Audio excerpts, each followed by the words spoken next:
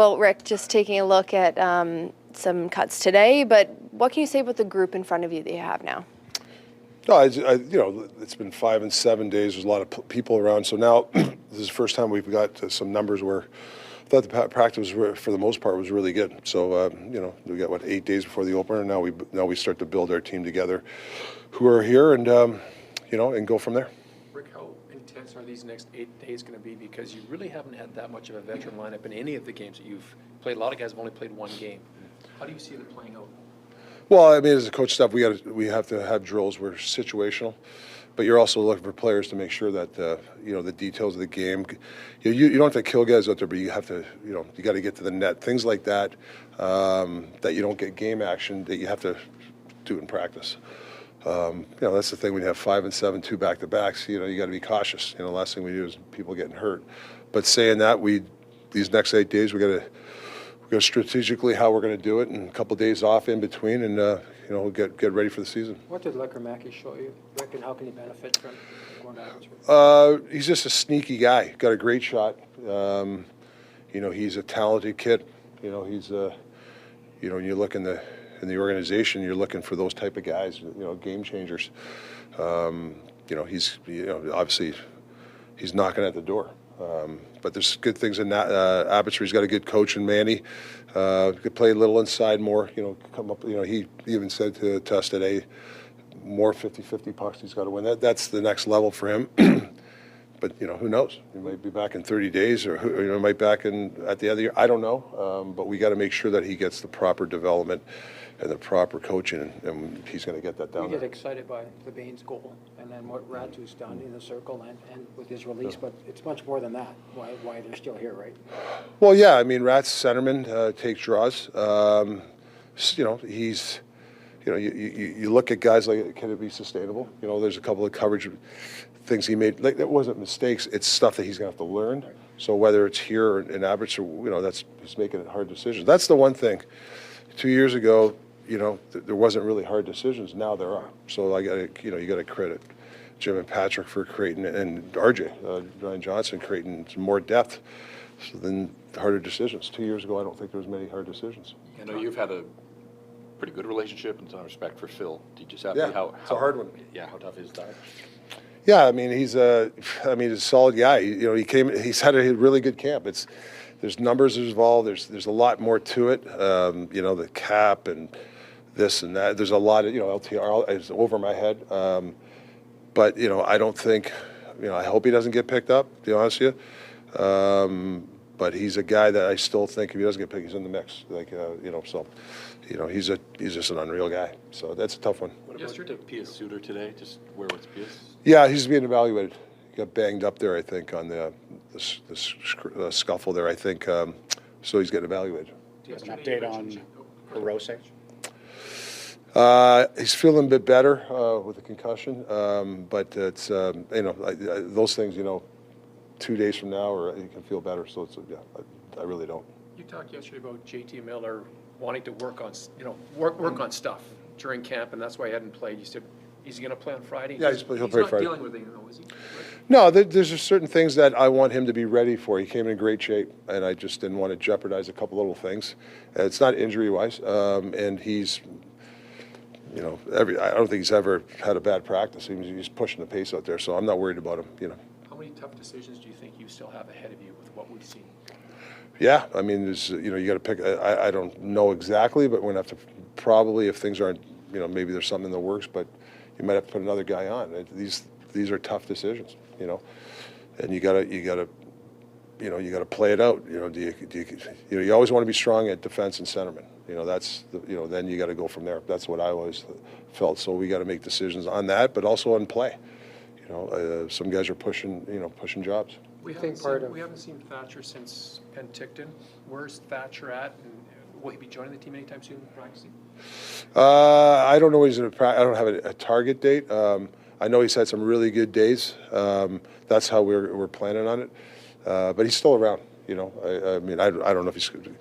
He might come on the road trip. I'm not saying he's going to play. I don't know yet. We haven't really discussed that. Still 8 days away from even open season. Do you think part of JT's rationale is, if you look at what occurred in the preseason with Line A, and Dowdy that, you know, as much as you're trying to work on stuff, there is that part of worrying about what can happen in the preseason? It's a hard one for me. I mean, I know McDavid. He likes to play in these exhibitions because he feels rusty. Some guys are, and that's where the coach and the relationship with a player comes into play. I mean, you look at NFL, it seems like the stars that didn't practice in training camp, that those two teams are struggling. So, I mean, there's a give and take. I don't think you can. I don't know what the right decision is. If you play a guy a couple of games, he gets hurt. Why'd you play him? If you don't play him, he's rusty. Why? So I think you just got to trust the relationship we have with players and the organization. Before Penticton, you talked about really wanting to get a jump on power play, right? And you wanted to get an early, and then through camp, you didn't really do a lot in that Sunday scrimmage. You were in the scrimmage groups. Right. Like, where are you in terms of starting to drill down on power play? Yeah, they're working on it now. We've had a lot of stuff behind the scenes, video stuff. Not as much ice on the one time we did, and when the problem is there's 50 guys around. It's really hard to get the group together. So these 8 days will get a lot of practice time, and but what I like is the guys have on even their own have gone to the video room and have discussed stuff. Yogi's really done a nice job of giving them a plan. So we'll start to dial into that more and more. Is it important to see? To work with Manny Malhotra a lot throughout training camp and preseason. Now I'm just curious, with their camp starting tomorrow, what have you liked about the relationship building between you and Manny? Well, he's a very studious guy. Like he's when he's around or in our meetings, he's taking a lot of notes. I want to make sure that he has his own style too. I believe that you'd like 85% of the system to be yours. The continuity with the organization, the players, so when they come up, they know what they're doing. I think that's helped last year too, the Abbotsford guys. Saying that, the 15%, I think he's got to do his own stuff. Creativity, if he believes in something, I think he should do it. It shouldn't be coming from me. So I think Manny's that type of guy. He's a very, he might be doing some ideas down there where I'm like, wow, I like that, and we'll bring it up here because it happened last year a couple times. I've used some of the stuff that the guys down there have done that have helped me as a coach.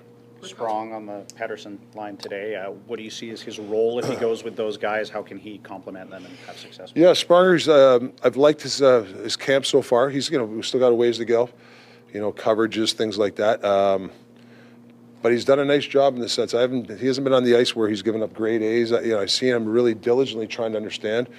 He's always asking questions. I think there's a lot of potential there, and if him and Petey and Jake can, if they can stay together, and it could be a damn good line for us. But they got to make sure that they play inside and they come up with loose pucks too. It can't be all perimeter hockey, and that's why me and Sprong are talking about that today. Rick, how's Dakota Joshua's well-being? How is he doing? I'll be honest, they're really good now. A couple weeks ago he was a little bit down, and he's such a great kid. He's an upbeat guy, and he's starting to smile a little bit. So, it's like anything. It's devastation to him, but I think he's beat it, and he's a big part of our team, and I want him around because he's a big part of our team. Rick, you mentioned, there's kind of a long break between now and the regular season. Do you, looking back, do you kind of wish that you had an extra game in these 7 days, or how did you like the schedule, how it played out? Yeah, it's hard when you plan this. There's building and all this, constraints and all that stuff. So the 5 and 7, we might look at that next year. Maybe not try to do that to back to back. It just happened that way. It's nobody's fault. When that happens, it kind of screws a little bit of the scheduling. But saying that, I think 6 is plenty. I'm not a big, I think 6 is plenty, and I think I like to work with the team more. But these exhibition games do matter for a lot of guys, and you got to. And like last night, I thought the guys did a really nice job. It was more of a system game. I thought the guys played the system, and that's why we hung in there against a team that almost went to the final. One goal from winning the Stanley Cup. I know it's exhibition, but I just like the way the guys hung in there and played the system. Rick, did you keep as many guys around this long because guys have been battling, or did you want to get a look at guys? Well, I think it's battling, and I think it's 5 and 7. I think whether. But a lot of it's battling. A lot of guys are, guys are pushing, So I think the only way you're going to push elevate your team is get guys pushing from underneath, from the side, everywhere. And I saw that, and then that's where jobs are on the line. Don't you forget about me. Can we turn off that light? Never mind.